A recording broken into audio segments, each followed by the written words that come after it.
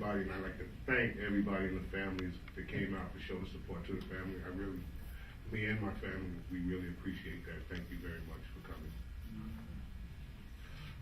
I wrote a few things down because, as you can understand, my mind is like a million different places, and I don't want all of my words to run together and be incoherent. So I tried to jot a few things down and try to keep this thing moving and not go off into a whole lot of tangents, and try to keep it personal because that's the way Henry was. He wasn't into a whole lot of pontificating and everything. Like, keep it simple, keep it straight. And I'm gonna try to do that.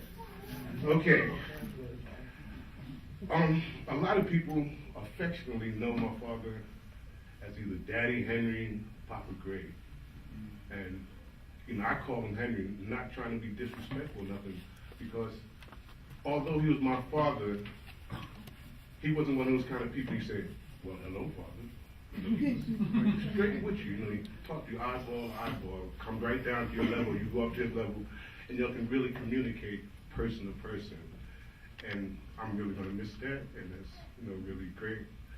And the reason a lot of people are here, they know that the home that he provided for us as a family was a very open home. A lot of people can kind of come and go anytime they wanted to.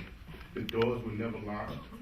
Matter of fact, one guy told me, like the other day, I'm going to leave his name anonymous, maybe he don't even want to be recognized, but it was a brief story, and I'll try to give it to you. He said he was walking by the house one Saturday morning, and he said my father was up on the ladder fixing something on the house. He's always fixing the house. Like my Uncle Sidney said, he never finished fixing the house. But as he was walking by, he just said, how you doing, Mr. Grate? He said my father looked at him, and immediately he must have sensed that something was wrong. So he said my father put his tools down, came down off of the ladder, and basically said, you all right?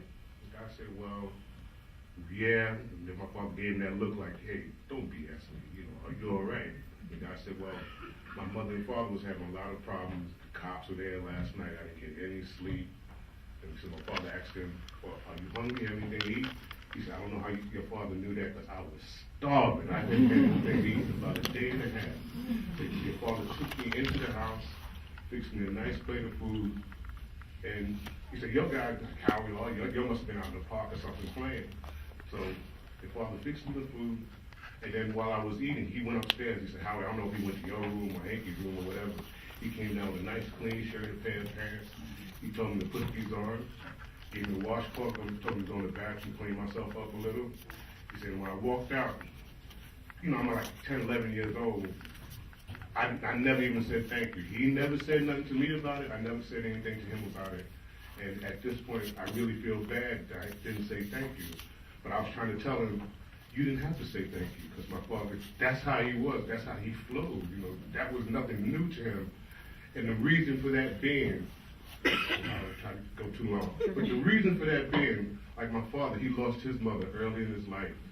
And he had 3 brothers. And he said his father was an old man even when he was a kid, so his father even told him straight up, you better learn how to do something, because I'm not going to be here that long to take care of you. So my father learned how to do a lot of different things with his hands. And he said the ladies in the neighborhood were the ones that really took care of him. They would feed him. He said they